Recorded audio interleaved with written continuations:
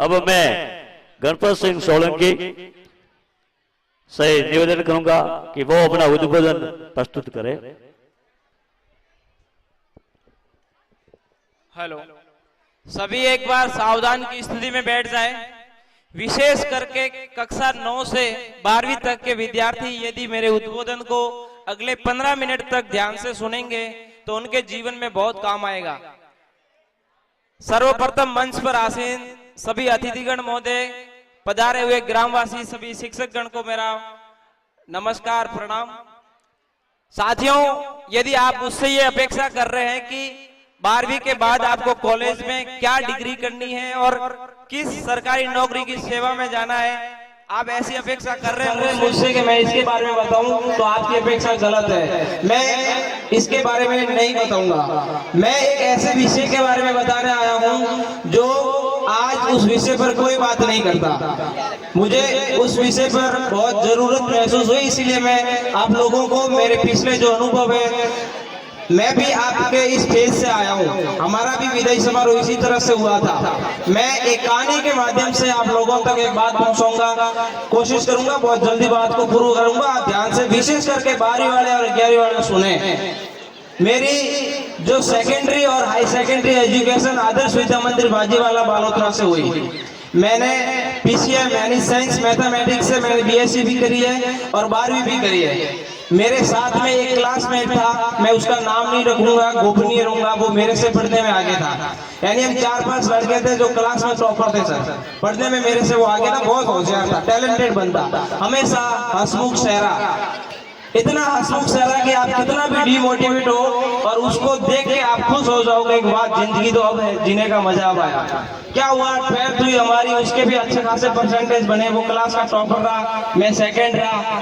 फिर हमारे बीच में जैसे वो कहीं अदर जगह पढ़ने गया और मैं अदर जगह पढ़ने गया, संपर्क हमारे बीच में कम हो गया। जैसे आपके साथ भी होगा, 12वीं वाले हैं आप लोग, अभी तो डेली मिलते थे, बाद में कभी कभी आपका कांटेक्ट होगा, रोज तो होगा नहीं। तो हमारे साथ भी कुछ ऐसा ही हुआ।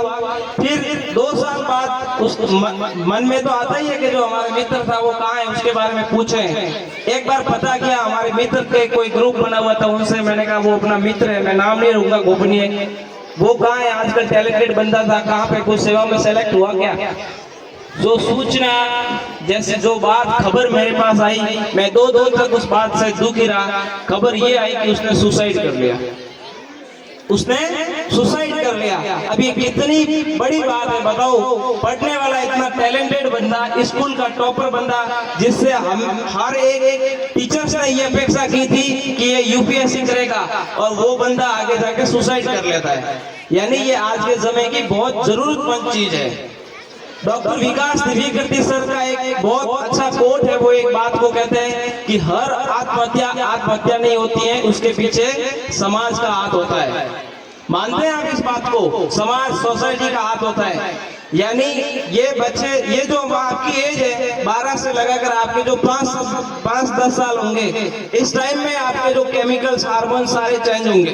अभी जो नॉर्मल सी बात है, हर कोई इस विषय पर बात नहीं करता है। और कभी कभी क्या होता है, आपकी भावनाएं इतनी तेज होती है कि हम उस पर कंट्रोल नहीं कर पाते। शायद वैसा ही कुछ उसके साथ हुआ होगा। दूसरा, मैं एक और एग्जांपल बताने जा रहा हूं, जिसका नाम मैं ले रहा हूं मयंक अवस्थी, बालोतरा का। बालोतरा में अपने फर्स्ट नंबर पर पत्रकार है। हमारे 12वीं में 3 बैच थे, 3 बैच में से वो सबसे लास्ट बैच में था, और 10वीं उसने 2 बार उत्तीर्ण की, यानी एक बार फेल हुआ था। आज 117 के उसके फॉलोवर है, 170 के फॉलोवर है, और बालोतरा का उभरता हुआ पत्रकार है। यानी मैं ये कहना चाहता हूं कि आपके पास कितनी क्वालिफिकेशन है, कितनी प्रतिभा है, आप कितने होशियार हैं, ये मैटर नहीं करता है। मैटर करता है कि आगे आप लाइफ को मैनेज कैसे करते हैं। इसीलिए जिंदगी का अंतिम उद्देश्य यूपीएससी करना, आईएएस करना नहीं है, आरएएस बनना नहीं है।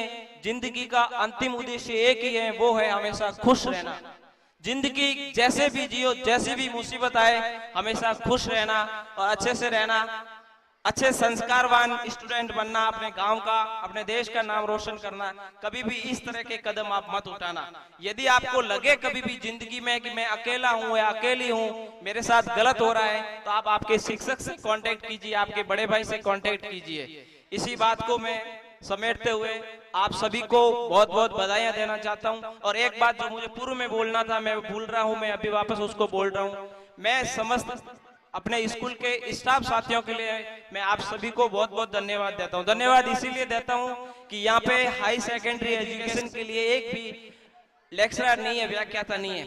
लेकिन मैं 2 दिन पहले अपनी स्कूल में आया था और मैं क्लास में गया था, तो आप लोगों ने बताया हमारा कोर्स ऑलमोस्ट कंप्लीट हो चुका है। ये आपके सर ने रेस्पॉन्सिबिलिटी दी है, बाकी आज उनके सर पर आपका कोई दायित्व नहीं है कि आपका कोर्स कंप्लीट करवाए या नहीं करवाए। वैसा ही 10वीं क्लास का भी कोर्स है जो ऑलमोस्ट कंप्लीट हो गया है। आप अपने हाथों से एक बार अपने गुरुजनों के लिए जरूर तालियां बजाएं। बहुत बहुत धन्यवाद। इसी बात को कहते हुए मैं अपनी बात को विराम देता हूँ। धन्यवाद। बहुत बहुत धन्यवाद गणपत सिंह जी। आपने एक बहुत ही 2 बातें जो बताई है, वास्तव में आप उन 2 बातों पर विशेष मना न करें और उनको जीवन में एक अच्छा पुरुष कैसे बने, अच्छा व्यक्तित्व अपना कैसे हो, उसके ऊपर जरूर उसके ऊपर अपना चिंतन करें। किसी भी प्रकार के आपके ऊपर कोई भी ऐसा छोटे बड़े दुख तो देखो जिंदगी में आते रहते हैं। मनुष्य गलतियां भी होती है, जो गलती सुधारता है उसको इंसान कहते हैं। हर इंसान परिपक्व कोई नहीं होता है। जब मनुष्य जन्म से लेकर जब मृत्यु होती है, 100 साल का हो गया 110 साल का है, तब तक मनुष्य सीखता रहता है। हमेशा चाहे छोटा है कि बड़ा है, ज्ञान हमेशा लेते रहना चाहिए।